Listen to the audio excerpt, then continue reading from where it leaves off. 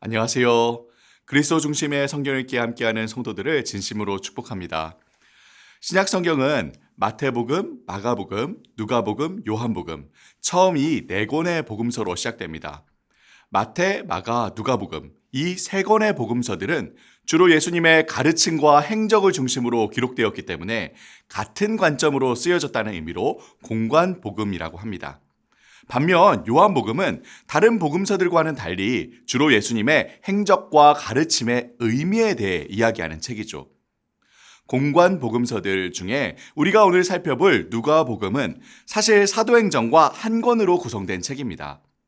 의사였던 누가가 예수님의 탄생과 죽음과 부활, 그리고 그 이후의 일들을 짜임새 있게 기록하였죠. 예수님에 대한 여러 기록들이 있었음에도 누가가 또 이 복음서를 기록한 이유는 그가 누가복음 서두에서 밝혔듯이 모든 일을 근원부터 자세히 미루어 살펴 차례대로 기록하기 위해서였습니다. 지난 강의에서 누가복음 13장까지 살펴보았는데요. 오늘 나머지 누가복음 14장에서 24장까지 본문을 함께 살펴보도록 하겠습니다. 누가복음의 구조는 예수님께서 활동하셨던 위치와 행적에 따라 비교적 분명하게 구분할 수 있습니다. 1장과 2장에서는 예수님의 탄생에 대한 이야기가 나오고요. 3장과 4장 전반부까지는 예수님께서 공생애를 시작하시기 전 세례를 받으시고 광야에서 금식하시는 이야기가 나오죠.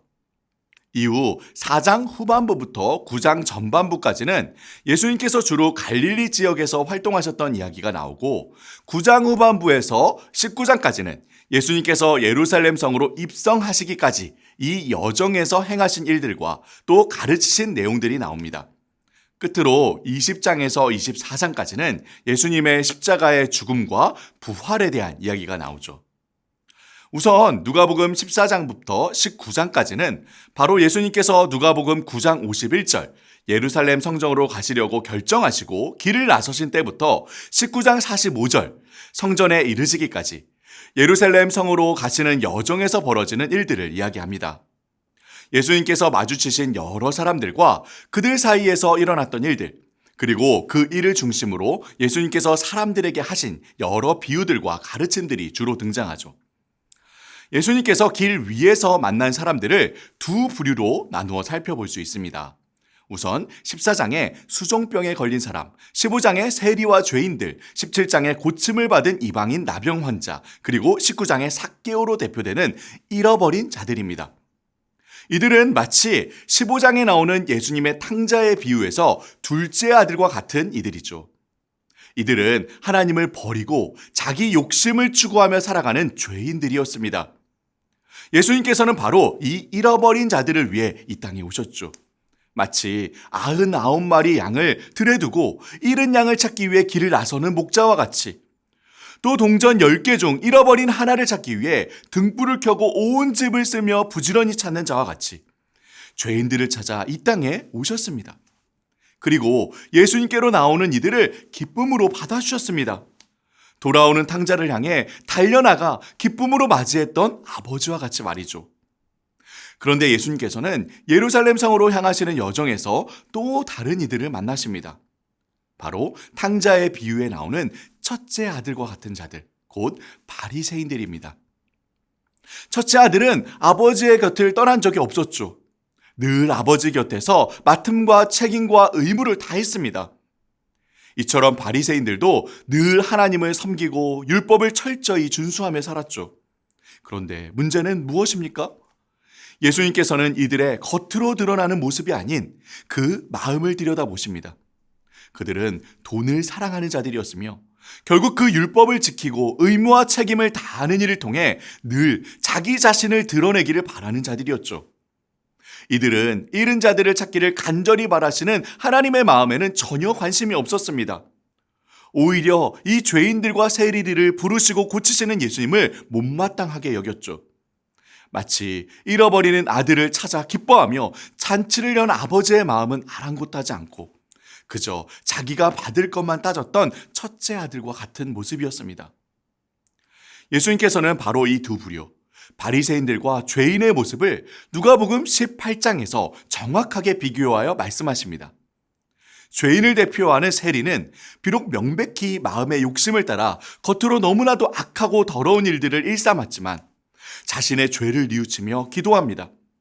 멀리 서서 감히 눈을 들어 하늘을 쳐다보지도 못하고 다만 가슴을 치며 기도하죠. 하나님이여, 불쌍히 여기옵소서. 나는 죄인이로소이다. 하지만 바리새인들은 어떻습니까? 기세 등등하게 서서 자신만만하게 외칩니다.